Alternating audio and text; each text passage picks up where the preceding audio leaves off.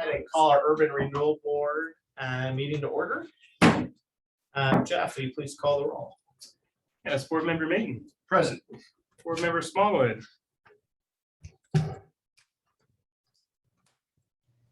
Lori, are you there? Shouldn't have unmuted her. All right, Okay. excuse, she'll come back. Okay. Board Member Sheldon. He'll come back. Board Member Walker. Here. Board Member Exner. Can I come back too? No, you gotta stay No. until they, I'm here. until one of them come back. Okay. Then you want me to go? All right. Board Member Hokinson. Excuse. And then Board Member Schneider. Here. Board Member Jones. Here. Board Chair Pullinger. Here, thank you. Welcome, everybody. Tyler, do you want to kick us off? Absolutely. Thank you, Chair. Yes. Chair Get it Pullinger. right. So, as the board is aware, there's several grant programs that the Renewal Agency operates, two of which are the Tenant Improvement Program and the Facade Improvement Program.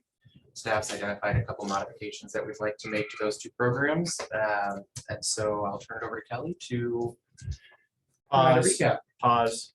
Yeah. All those, who wants to make a motion that we approve the minutes of June 5th, 2023? I make a motion that we approve the meeting minutes of June 5th, 2023. Is there a second? Second. All right, motion by Board Member Walker, second by Board Member Exner to approve the minutes of June 5th, 2023. All those in favor signify by saying aye. Aye. Opposed, nays. Motion carries. All right, sorry about that, guys. Kelly. Yeah, so I'm standing in for David, so be gentle with me. But just to give you some background on this, and I think we have a PowerPoint. I'm working on it. Okay, thank you, Joe. So just to give you a little background, the facade program was started, I believe, in 2008, if I recall.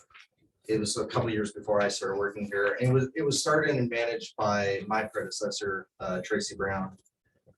Once I was put into the role as development director, I ran it for a few months until I found that it was just taking up too much of my time and I didn't have the capacity for it.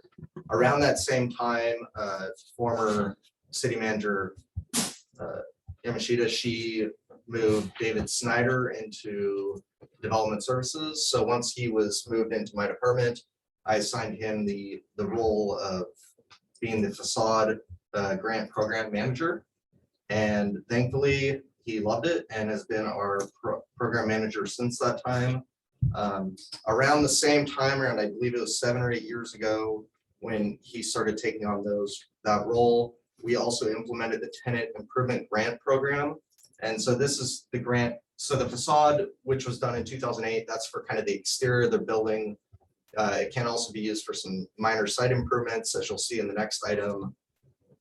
And then fast forward about 9 or 10 years after that, we then implemented one which is called the Tenant Improvement Program, and that's for the interior of the buildings, and that's for restaurants and child care facilities. So right now we have 2 grant programs. And right now we're using this time tonight to kind of take a look at those guidelines for both of those 2 grant programs. One of the big things is to make them, okay, here we go, sorry. So a couple of the big things, I'm not going to read this line by line, but it's removing errors that we've kind of noticed over time from using these different grant programs. It's incorporating best practices, not only from how other cities are managing such programs, but also based on more recent developments and how we've basically seen them managed now for 15 years and kind of what's worked and what hasn't. So we're incorporating that. Oh, there was some inconsistencies from the 2 programs, mainly because one was started in 2008. The other one was started, I believe, in 2017. And because of that, the 2017 guidelines, I think, were written a little bit better. And so we're trying to bring the 2008 guidelines, kind of meet those and not have inconsistencies. Programmatic changes based on market conditions, and then altering the application process as requested by the Urban Renewal Board. So previously, if the grant was for the facade grant, if the grant was below $50,000, it didn't come before the Urban Renewal Agency. We've had feedback that the Urban Renewal Agency would like to have a more active role in approving or denying the grants. And so now we've changed the language to basically all grant applications will be coming before the agency. one of the other things is, I think if the grants, this might have been a few iterations ago, but if they're really small, then staff could just approve them without even going to the grant review board. But that's being done away with as well. Next slide. Yep. So the new changes in red, and I'm not going to read these line by line. We're just going to highlight a few things as we move through this, trying to save some time. I'm going to change this to white because that's really difficult to read. There we go. So just a few highlights. One of the things that we're suggesting that is implemented through the grant program is that newly constructed buildings are not eligible except in a few cases. So it's redevelopment properties and childcare businesses. So that's one thing I think the Urban Renewal Board should kind of chew on and see if you agree with staff on that or not. Another one is food carts. We've never given money to food carts for this program, but we get requests from it yearly. And the idea of not giving it to food carts is that at any time that cart owner could just move out of town and our urban renewal investment would be gone. So I believe the urban renewal agency will probably agree with that one. So can I just throw out a revision for consideration at a future time? And that would be the, like one of the center things that people sit under, kind of like how we have our covered structure there, right? Like I could see our urban renewal board agency doing funding to have something similar to what Happy Valley or Troutdale and other, and I know those are private developments, so don't get me wrong, but this is a public-private partnership. I could see us to get something that the community wanting to participate in, something like that, not for the cart, Right. but for the property. property. Yeah. And you know, under the current structure of the eligibility within the program, you could give the matching 41,500 for that sort of structure. The revisions that we're suggesting, you wouldn't be able to, but there's nothing to say tonight that if you want to keep that in there, we could definitely keep that in the program. Well, it does say food carts, Yeah, which are, yeah, okay, and sure, other non-permanent structures. Yeah, so I guess I was thinking about it as overall development, but you're right, it's cart specific, so. Moving on down. This is just a very small note of just removing one word. Moving on down. Ooh, change that to white. So that, you know, the basics of these next three slides, I believe it's the next three slides, is that the application process is going to be entirely different than how it was done previously. And there's going to be more structure to it, and it's going to be becoming before the Urban Renewal Board, as I previously said about 5 minutes ago. You can just move on, Joe. Okay, because I can't change it. Okay. Yeah, it's a lot of changes to the application process. Yeah, Okay. Keep moving, Kelly. yes, please. Okay. This is actually the top one there under number 2. This is a very important thing. I'm believe. sorry, but the stuff that we just quickly went over, are those basically just cleanups though? I mean, those aren't dramatic shifts, are they? It's all basic- brand new.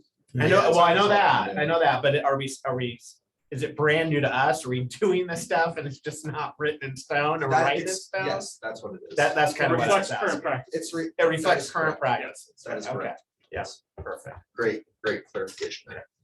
So this first one here, the funding is limited to 1 facade grant per property per year. We're suggesting that you actually go a step further than that and make it a total of 2 facade grants within a 5-year period. So you don't have one property owner applying every year and kind of taking up a bunch of funding, or potentially trying to take up a bunch of funding. Let me ask a quick question. Please.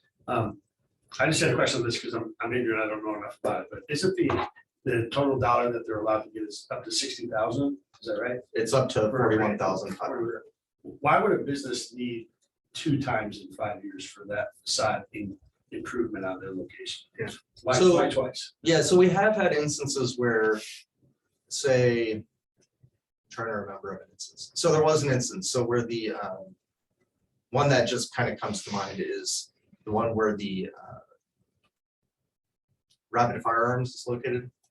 The property owner at the time had enough money to do one side of the building and get a matching grant, and then like 2 years later, I think it was, that person had enough funding again to then do the matching on the other side. So that was an example of when we did 2. Or what we're doing tonight. I don't think it was within 5 years, but like I think we've done a facade grant on that sandbar location. And now they're back for us to look at the parking lot. But we did the covered structural. So we did a lot over there, but that's on my mind too. But yeah. Well, that So no, brings that- up that an is a interesting good- question then, because that's two different owners then. Because when the stuff was done before, it was with a different owner, now it's, A new new owner. building. owner. so how does, is that reflected in those? Well, I mean, they get the benefit of all the stuff that we paid That's for right. before, so. Right. Well, that was the whole It's not intent. Technically, it's that under a would not go different, with- it could be a different business name. You know, but I love erasing the gray area, right? Let's just Yeah. make sure that's very straightforward. I would believe we would want to consider the property.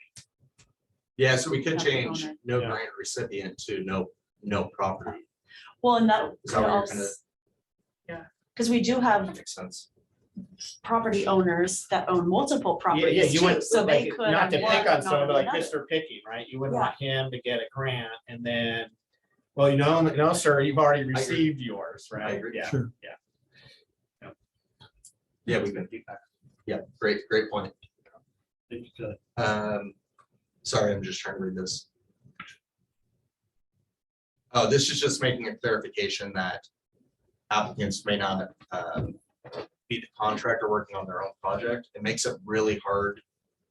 This is our suggestion. It makes it very hard when we've had a few of these, whether the other people bidding on the project feel like they have an advantage.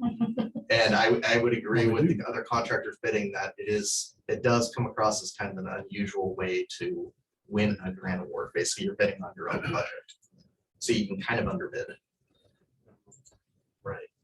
There's nothing illegal about it. We've checked with our city attorney, but a lot of cities don't allow a property owner to be the contractor for their own project on the property. So hold on. Yeah. If he underbids it though, he or she, why is that at our detriment? I mean, sure, they get it, but we're saving money.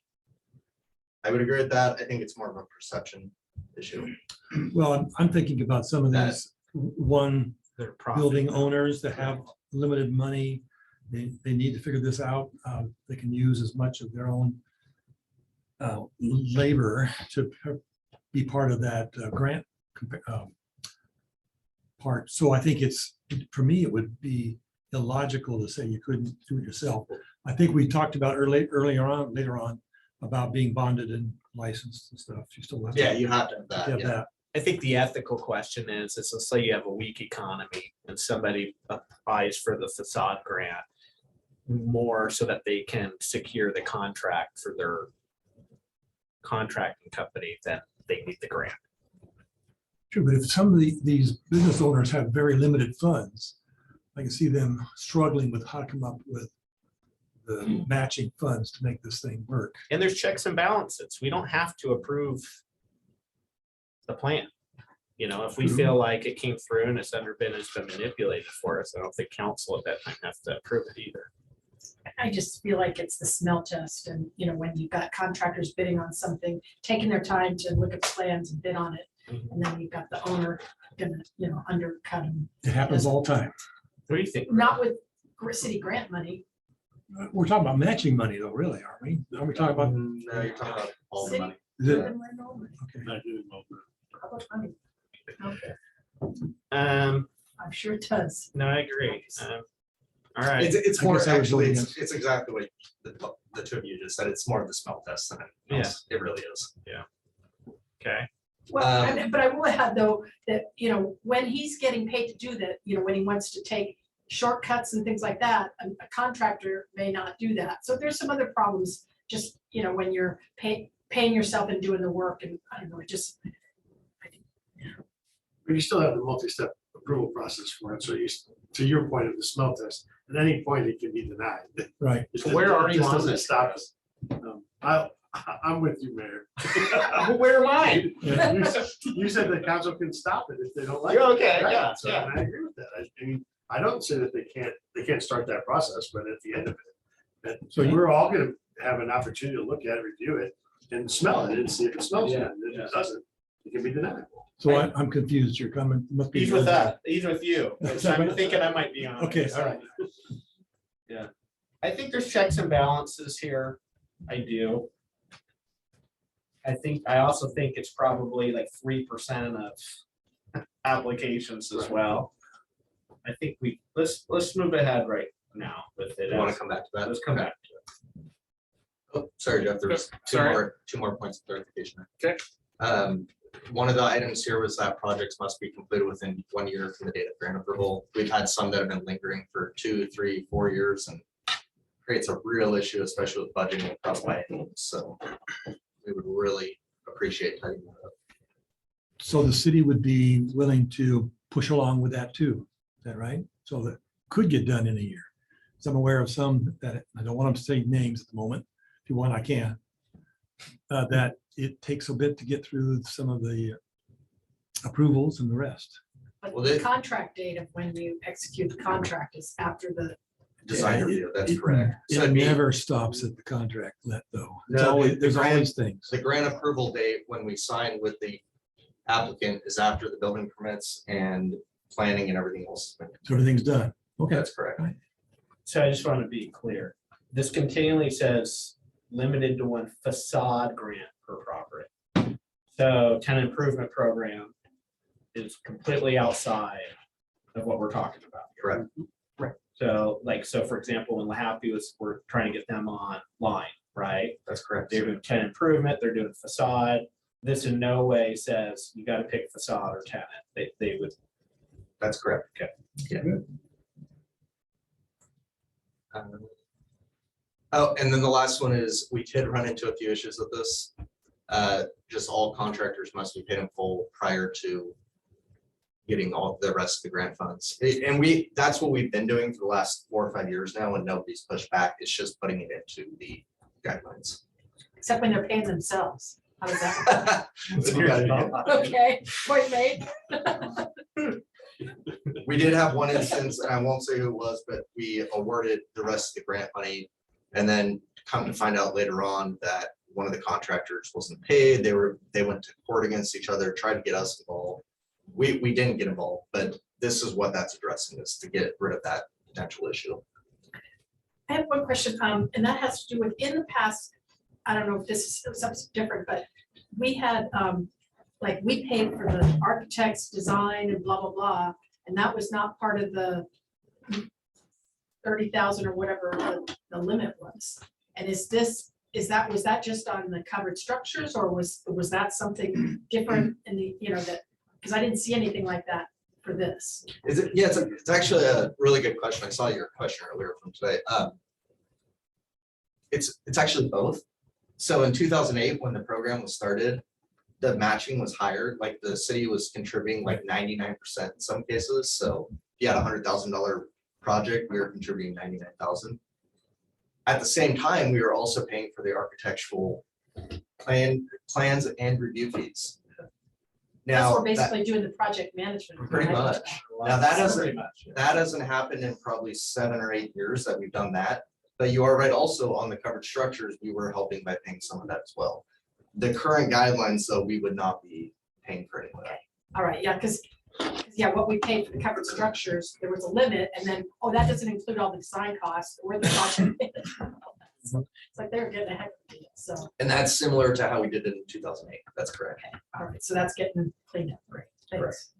Unless there's another global pandemic and we try to act quick. Can't make any guarantees that won't happen in a very unique scenario, but that's really how the covered structure scenario came about, was trying to respond quickly to that. And then this one is basically just getting to the point that I mentioned a few times already, that all grant applications will be reviewed by this board, instead of by staff or by some other review board. So, yeah, that is smell test, but I guess what I wanted to pose out there on this question is, it's like, do we feel like we want this board to review every single project? And an example would be, an example, I guess, could even be what's on our agenda tonight. But is there like a dollar figure underneath 10 grand or underneath 15 grand where we don't want it to come here? We want to see everything over 25 grand or 20 grand, or do we like the current process of seeing everything. I don't feel like we don't have to meet that often. It's not like we're constantly meeting and late at night looking at these things either. How are we? Are we satisfied with how it currently is, what's proposed here? Or do we want to do something a little different? Personally, I'm okay with the dollar amount being there, so we don't have to go through all the small means of it. But for an instance, if you go back to the last slide where number 7 and say, if you have a contractor that owns a building who wants to do his own facade, then add that as a note here too, that if it's, we would review those because that's the smell test that you're looking for. If it's the own contractor doing the work, we should review that, and that will help us make sure that they're all on the up and up. And as you mentioned earlier, Mayor, that's gonna be a very small percentage of the grants anyway. But I don't think we should deal with the very small dollar amounts, just staffing all that, and anything above, the given rate. I haven't done it because I've only been on city council for 7 months, but 50,000 seems pretty adequate to me. Well, let me toss it at you guys. Are there, I mean, is it a hindrance to have to come to this board for every single thing? Or do we feel like the current process kind of works? Yeah, are we delaying things by doing it this way? So how I would answer that is that I think 50,000 might be a little bit too high. I think maybe something more around 20,000 would be a better amount. And the reason why I think that is because I think staff also doesn't want to approve something for say 45, 50,000 and then find out later that the urban renewal board really doesn't agree with us spending our money that way. I think 20,000 or less, I think unfortunately nowadays, that's a really small project. Are you getting those? So is this even worth the conversation? That was one of my questions. How often do you have ones that aren't brought This one to? tonight is. The one tonight would be below it, that's correct. Yes. That's not like All as if they we're ask busy every single month either. But how many times this happened in front of us this past year that we've had this policy in place? So We met 4 times, 5 times on something like this. We I met- don't know, because I haven't been for him before. I don't know if so- we met. For the last several months, we weren't offering any more grants because we had blown through the budget of last biennium. That's So what there would have been items brought before this board if there was budget remaining. There just wasn't for the last 6 or 8 months probably. I can tell the board that David is currently processing, I think 4 or 5. Some of that's back order stuff. Yeah. I kind of like what Kelly's saying though. I think 50,000 is kind of high. I think we could lower that amount to kind of, to your point, reduce the work. But then again, it just doesn't seem like, I feel like we need to have a pulse on. Again, we haven't even came up with what our priorities of the money are. So until we can get there, I kind of think we should have our finger on the pulse and see where So things are finger going. on the pulse until we get to a better point of being able to lay out like a vision priority for staff and the making. Yeah. Yes. Because there have been, issues or challenges in the past with some of the projects that, we kind of started asking questions and then it kind of went off the rails a little bit. So I think it's, not everything, a lot of it went really well and covered structures for the most part was a really wonderful example. But I kind of agree that. Chris, we interrupted you a little bit. So, and maybe you covered this and I wasn't catching it. How often are there ones that don't come before us? Is that a couple a month or, is it, because I'm assuming the painting and all that, I believe that was a facade program over at the VFW. So, and that didn't come before us, probably because it was a lower dollar amount and all of that. Was that a facade grant program on that one when they did that? Why I thought that. I think they've been coming before the board for a little while now, right? Yeah, I'm trying to, I think the approval on that one must have been It was a a while. while ago. I think that was the Probably- problem, is that it was Okay, approved okay. way in the Maybe past that and it was- took a long time to get done. Because I just remember seeing it change colors and went, whoa, and then I heard it was facade and I didn't remember seeing it come across. So that's why that was one of those. I think it was approved administratively before the board said we want to see it. Oh my gosh. BS, man. And I understand the mistake. It's totally cool for mistakes. But that building was a VFW when we made this administrative change. And it has since changed hands, to a private owner. So it couldn't have. Well, unless it's the property. Anyways. It's not gonna be perfect. Either way, We it can doesn't matter. Try to either have to be the grantee or the property. So I think there's always gonna be a little bit of room for that. Yeah. Mishap to happen there. But to your point, Counselor Sheldon, or Board Member Sheldon. You know, until we have a clear list of priorities for the agency, I don't know if you really want to necessarily give any dollar amount for staff approval, because it might be valuable for the 9 of you to see exactly what types of projects are coming before you. You know, I know we have an interest in getting some project prioritization work done once the new city manager's on board. And so maybe that's just, you know, 4 or 6 months that we bring everything before you. And then once we can have that, you know, larger scale initiative of what the priorities are, we could then set a dollar amount that seems comfortable for the board as a whole. Great. I think that's the way to go forward. And I think you talked about this, Kelly. So on to Yeah. TI. On to TI. Can I just ask this one question, kind of for both of them? So, you know, I've heard secondhand, I don't know if this is accurate, but, you know, like some folks have kind of come forward with plans on, you know, look like they did it on Word or something that, you know, hand drawn, whatever, just a little fairly simple proposed. And the idea that, you know, you needed to get construction drawings eventually kind of was a big push to kind of get that. So what I'm hearing, seeing in this proposed direction is that David does a scope of work, which implies the scope of work is what you give to bidders, but the applicant gives plans, elevations, and other documents, I think is the quote. And so I'm confused about who's doing what. Are we, you know, if you want something that bidders are actually going to give you an accurate bid on, you better have construction drawings, you know, and not just some drawing that I did or something, you know? And so, and maybe that all comes out in your planning process that, you know, you guys require that a certain standard of drawings or something to review. And then, and that's how you get them, or somebody gets hired to draw them or something like that. So that's kind of my question is, because what I've seen in the past is David, you know, there's just a lot of work done by David when really it should be being done by, you know, the applicant or the architect or whoever. I would agree. I think the last year or two, we've been really pressing on the applicant to, you know, you really do need a full set of plans so that everybody bidding, to your point, knows exactly what they're bidding on it. And so everybody's bidding on the same thing. Okay, well, And yeah, yeah. it might be good to kind of include that standard of what they need to submit in this, so everybody knows what the level is, and maybe it's. And just to provide some, and I agree, to provide some background, the reason David's kind of jumped in and quarterbacks it is we would end up with individuals having to manage the 3 bids themselves.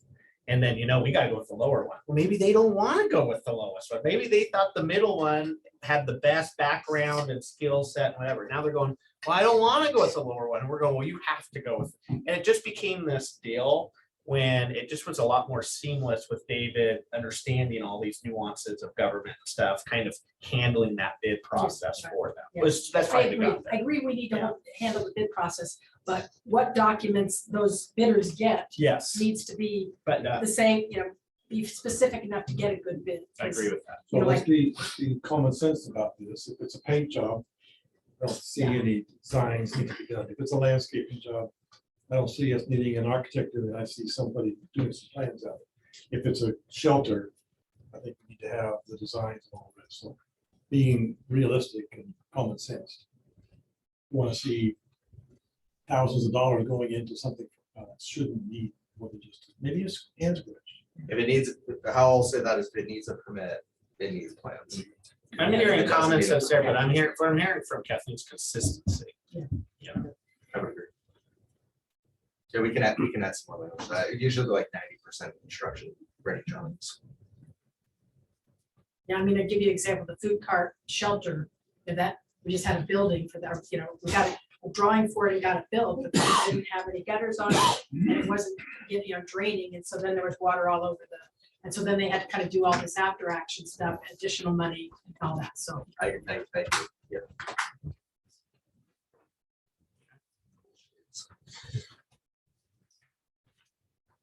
The TI. Yeah, so I'll whip it for these a little quicker, I think. Again, it's the first one here is making a, wait a second. Skip one.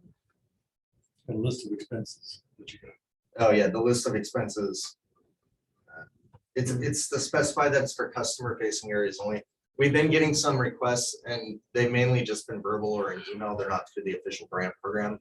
But people want to spend money on maintenance items like in kitchens and things like, it's not really the purpose of Right. the facade grant program.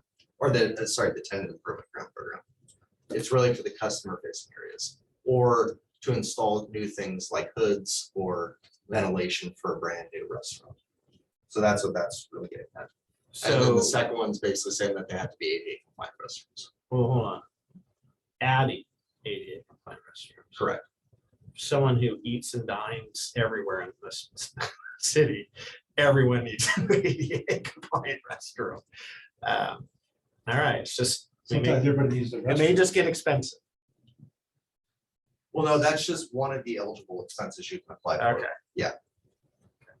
It's just one of them. Sorry, I'm just having trouble reading the red. Yeah, The design flaw. Oh, yes, this is saying that if you go to, what is it? I'm really bad about reading Roman numerals, but I think that it's 6. The application process mirrors the process that you were just reviewing in the facade grant program guidelines.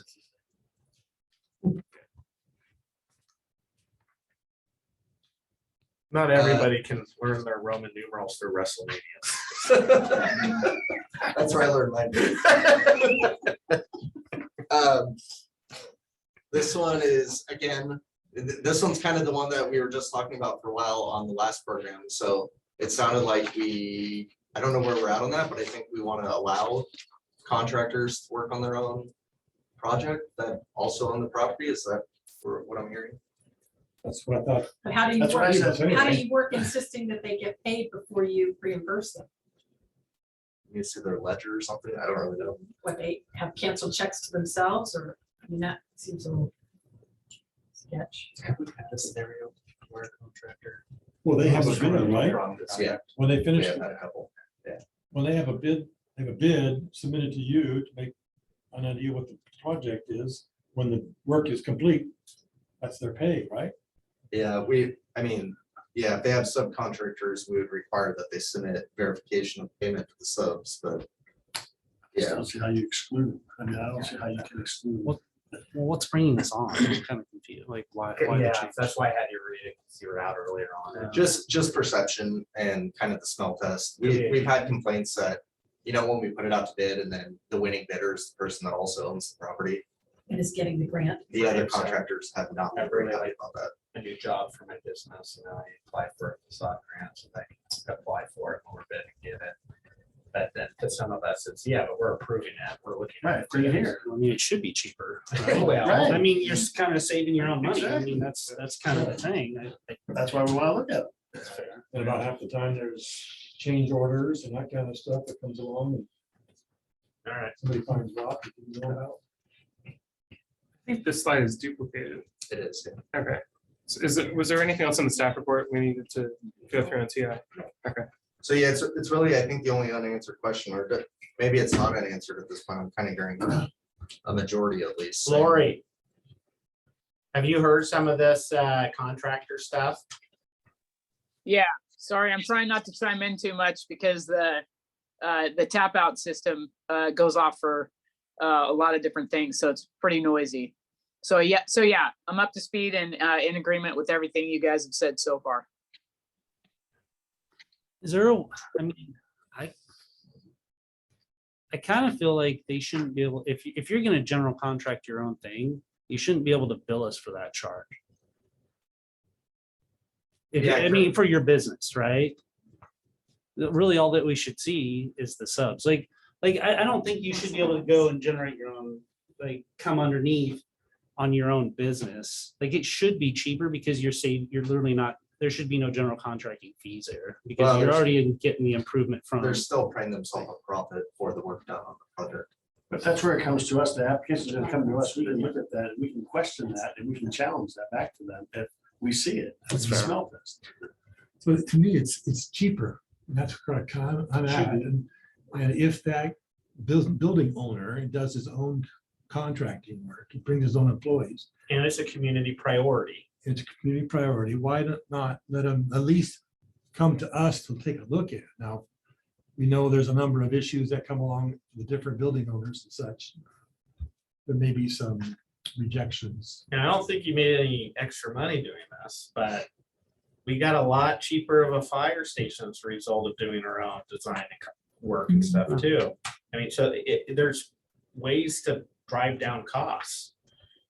Yeah, my concern is just, is it anybody with a CCV license number? Or, are we hiring high school kids to paint this building? And I mean, it's just the quality of work that we're getting. That's my concern. I mean, my concern is also that I don't think you should be getting a grant, to do your own, to pay yourself to do your own work. I'm not saying you should never do that, but it does kind of spark my smell test.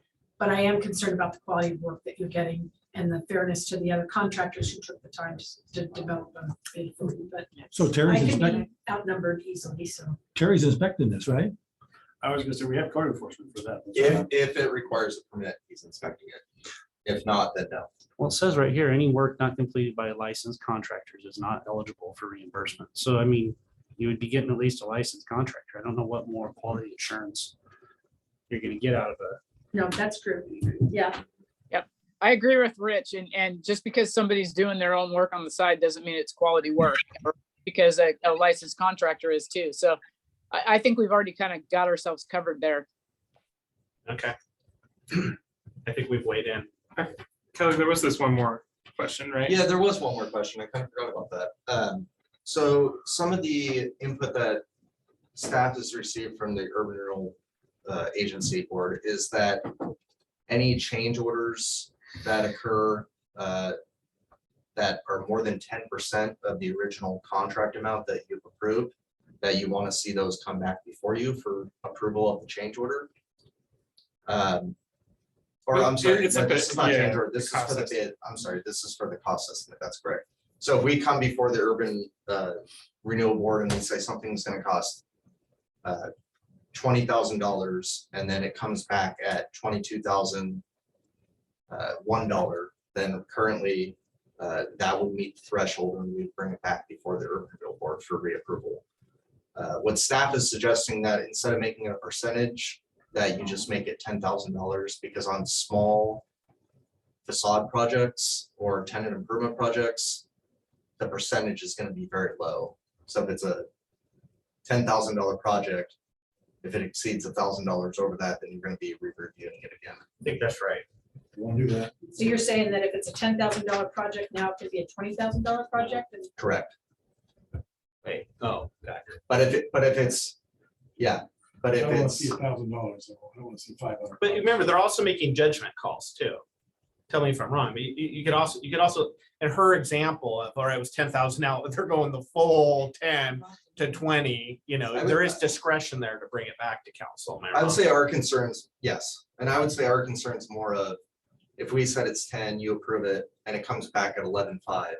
That's right. Then We it's like- think as staff, that's a Yes. waste of your time to But come. what in I'm also before- hearing is that, like tonight, I forget what the numbers are, like 6,000, the estimate for the project is like from 6 to 12 or $19,000 or something, I forget the exact number, but it's a pretty big wide range in there.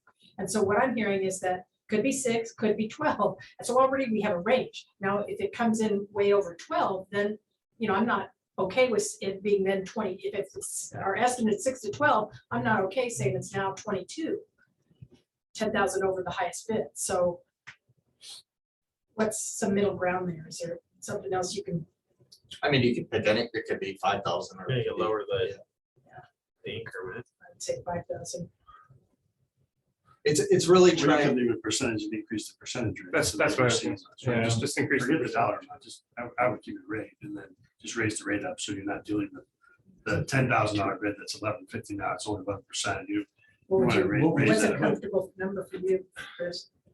10, 20? I would want to know what the average job is right now, because I don't have I any just- history with that. I just right? want to go back to another president where the costs are going down. me personally. But if it's $100,000 and you do 10%, that's 10,000, you willing to do that? Yeah, Numbers get pretty big when you I'm get even budget. thinking 20%. If you're looking at smaller jobs under 50,000, I don't know what the what the majority are. That's not a bad idea. What if you set it, under 50,000, it's 20%, anything above that 10, or wherever we kind of go and have two different numbers. Just keep in mind too, that right now for the facade program, the maximum grant amount is 41,500. So if the project goes from 100,000 to 120,000, the maximum they're getting still is only 41,500. So that's not, on those larger scale projects, this isn't gonna have a big impact. It's really these smaller, 10, 20, $30,000 projects that from the time it gets approved here to the time we actually get, concrete bids and there's some inflation or some other, change order that happens that you want to see those really small potato things. So 10%, that would maximum be $4,000, $41. That what that means?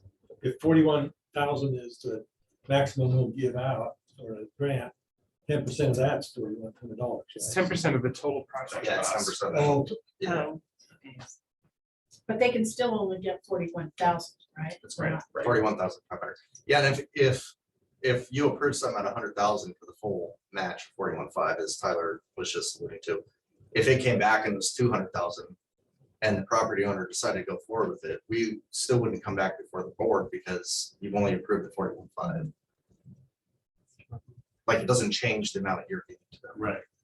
And in fact, it actually helps the urban renewal district because it's more money being put into the property. And that's why I was saying you can just raise the percentage up, because the majority of the things that they're dealing with are gonna be the smaller dollar projects that they need the autonomy to make the decision on yes or no. And should come back So what do to you want to move the percentage to? 20%. So for 25,000 and under, maybe 20%, and for anything over 25,000, the 10%, does that work, or do you guys want to go 20% for the whole? Even 20% of 35,000 is only $7,500. I mean, Okay, it's- I don't. Yeah, let's go. it's not- 20%. correct. All right, 20%.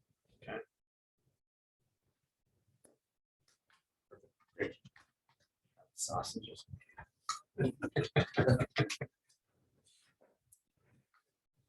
Okay, and then Kelly, you want me to?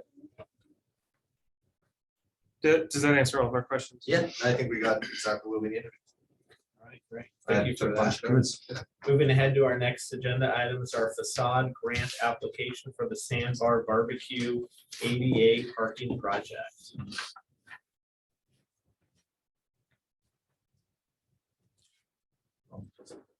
There's not much here. It's just. So yeah, there's not much here. This is where the red shed formerly was located, just to the north of the post office, just the east of Wolf Drive and just to the south of Highway 26, as you can see on the aerial here.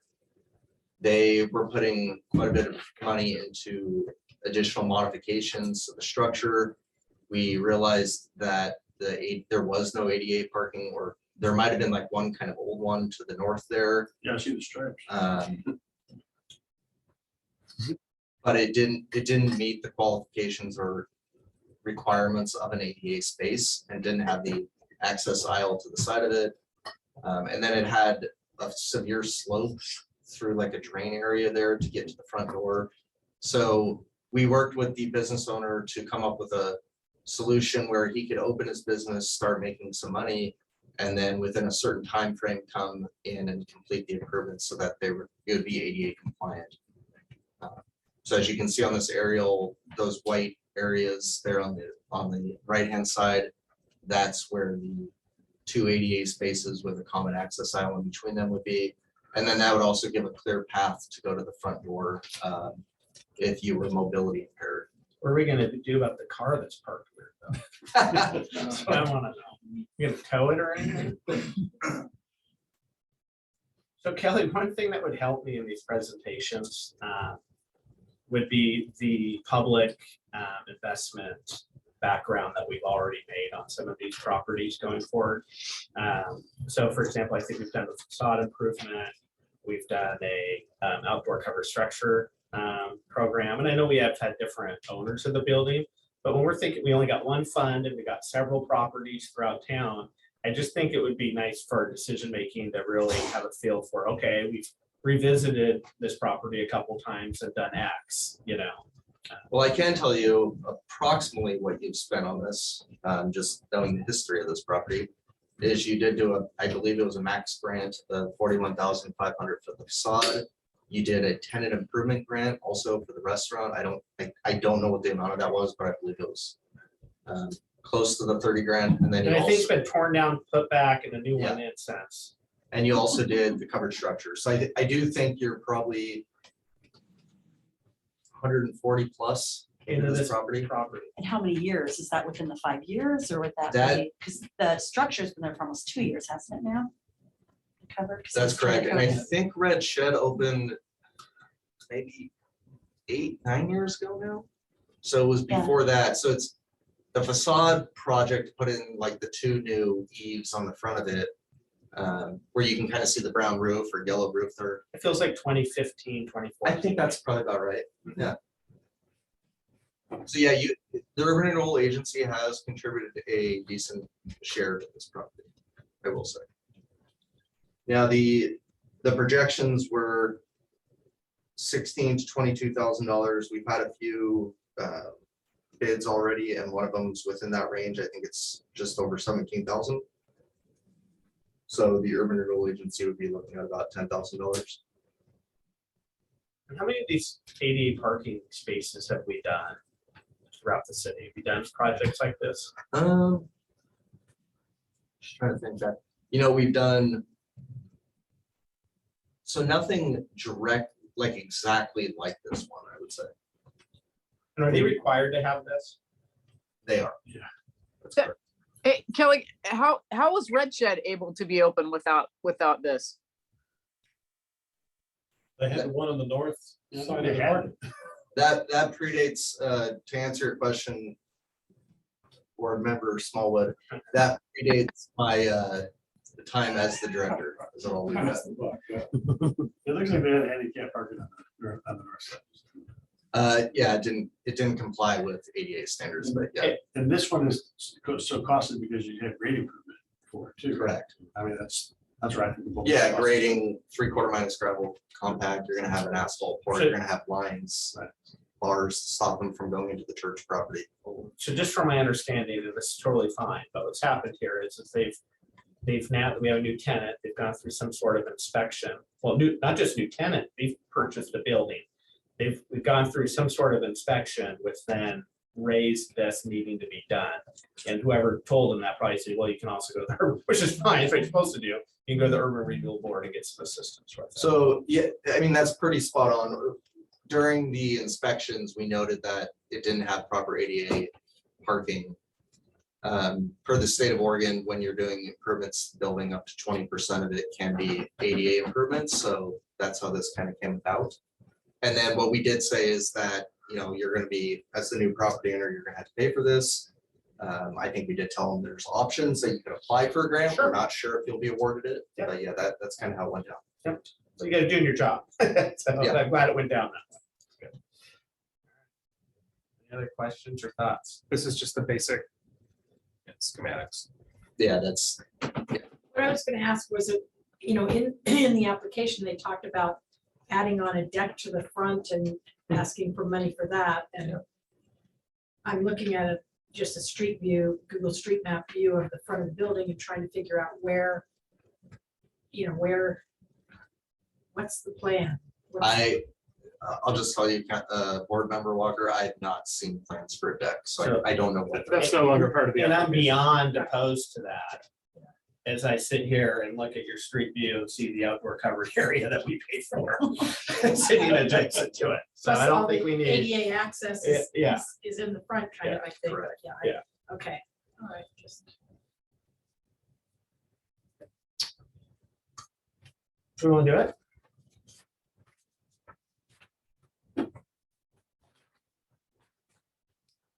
There's no, I'm not a traffic expert, but it's right on the outbound side of that exit entry, right? There's no concern of the cars backing up in that area.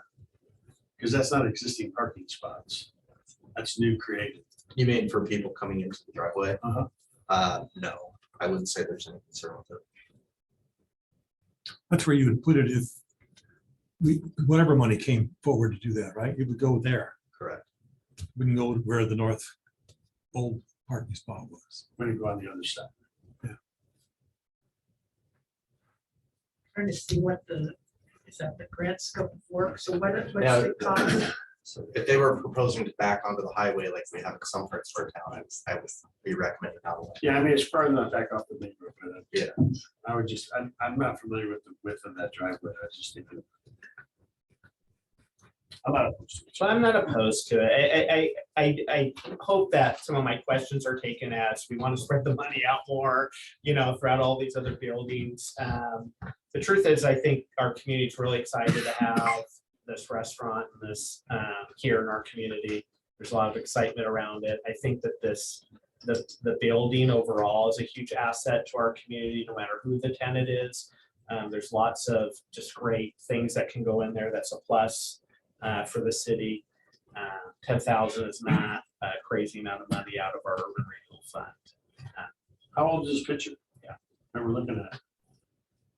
The overhead picture that's on it. Well, I'm sorry, I'm on the. I'm not sure, to be honest. I was just wondering, do they have any place to improve the parking lot at all? Lines, stripes, that's. It needs The to, grass. it needs to be, and the landscaping is not code compliant, as I'm sure you can imagine. That was something I was gonna say, because you're gonna have this great ADA little parking spot, and the rest of the parking lot's gonna look like garbage. Maybe it should be contingent on a little more investment into that parking lot. Do some area. striping, get Right, some of the right. landscaping in. Is that required? Kelly? Yeah, if you have more than 4 parking spaces, it's a code compliance issue. You have to have a striped parking lot. So can that be part of the condition of the grant? It could, or it could just be a code enforcement. Issue. And same thing with the trees. Actually, I won't go into the backstory, but what I can say is that it was conditioned to have street trees with some landscaping, and somebody let them die. And so that could also be a code enforcement issue. I'd be in favor of, especially enforcing some of the parking issues, landscape. Apply for stuff real quick. Well, that's a good point though, because my point is maybe it's the black and white in my brain, but I don't think you should get, I'm all for this, but I don't think they should get the grant until it's in compliance with our code though. I So mean, in maybe fair, when you go talk to them about the grant, you tell them that they're out of compliance and that needs to be done. What I will say in this person's defense is that none of those compliance issues were done under this person's ownership of the property. Yeah, not at all. I'm not saying you go down and write them a ticket and start the And that process, but I'm just saying, like, before we make an investment into this, I do think it's fair that the rest of the parking lot's brought up to our code. I'm not, it's just my thoughts, for not only that, for safety issues as well. I mean, this property owner is gonna have to hire somebody to professionally stripe it anyways. So that's kind of an easy thing, to be honest, to stripe the rest of the parking lot. Yeah, right. We're not asking to repave it. Well, they are, the agreement that we have with them already for them to open, they only had failure to comply with the below conditions by September 29th, 2023. That's the agreement I grew up, yeah. So they don't have a lot of time, so Right. just. My- Yeah, My only objection to this conversation is that we did not hold the previous business to this same standard. This is the same parking lot that another restaurant utilized and operated, and we provide them with covered structures and other things and didn't hold them to this standard. So that's my only issue with this, is that we're asking this business then to meet a standard we didn't ask the previous business to in order to get the parking lot. Yeah, and I was almost gonna come at you hard, Lori, and say, but they didn't ask us for any money, but to your They point. did. They They did. They did. You were gonna have me cold on that one. But, Well, it's fair. I honestly, I didn't know it at the time, or I probably would have brought up the same thing then. Yeah. And I Right. think that should be up to, I mean, I do kind of think that should be a measure of our approval for this, is you're in compliance with our codes. Like, not just for this property, but everything moving forward. That's- Yeah. Yeah. Is that some So language in some of That the place? should stuff be part can't of get the, it done until yeah, eligibility fall. requirements. What's that? Cutting trees, any vegetation, all that, you have to recognize that, but the striping can happen anytime. I Yeah. mean, the new ADA stuff can happen anytime. But I want to make sure we get trees and whatever landscaping we're gonna require to what lives. Okay. I was on that. Okay. I have a job opening right now. Well, I think You don't want me it's- working with everybody. So the proposal here, I just want to clarify, the project estimate is between $16,000 and $30,000. And that translates to 9,500 to 16,500 in grant money. Just so clarifying. Is there a motion that, I'll make a motion that we approve is there a number on this? Sorry. Up to 30,000. It's on, the facade grant for the Sandbar. sandbar, thank you. I was gonna say red shed, sandbar barbecue, 88 parking lot. I will make with the contingency that the property's brought up to code first. I'll second it. all those in favor signify by saying aye. Aye. Opposed, nays. Motion carries. All right, great. Thank you. And as a point of clarification, just quickly, I saw, I think, 2 head nods of adding the code compliance eligibility guidelines. Yes. into Oh, the yeah. application. I see more head nods now. Um, Just wanted to before make I- sure that was- Before I adjourn, Chief, why don't you introduce us to our guests? Sure. Good evening. I'd like to take this moment to introduce the Clackamas Fire Chief, Nick Brown, and Assistant Chief Peters. I don't know if you want to say anything or. I take it 2 seconds. Yeah. Awesome. We did the 30 minutes. 30 minutes. Mayor has discretion on that. Counselor Sheldon, he knows how much I can. I was gonna say, going, so. See what kind of Yeah. diplomacy you have. Mr. Mayor, members of the council, thank you so much for letting me come up and introduce myself. Nick Brown, I'm your new fire chief, and then my assistant chief, Steve Peters. Big shoes to fill with Chief Phil Schneider. Amazing person to learn from, and honored to be able to have him with us and be part of our family. As Counselor Sheldon can speak to, I have the honor of serving side by side with him professionally, and then as well as being able to come in and be able to serve the community of Sandy. It's a true honor for us as a fire department. Our focus is saving lives and protecting property. That's why we exist. And so I'm excited for that opportunity to come in here and earn the trust from you as well as the community. And just an honor to be able to stand before you and introduce myself. And I look forward to working side by side with you and being able to serve you. So thank you so much. Really, really appreciate it. Thank you, sir. And Lori, thank you for saving lives, protecting property there at Firehouse 3. Appreciate you. All right. Thank you very Thank you. much. Yeah, appreciate it. All right, with that, we will adjourn our Sandy Urban Renewal Board meeting.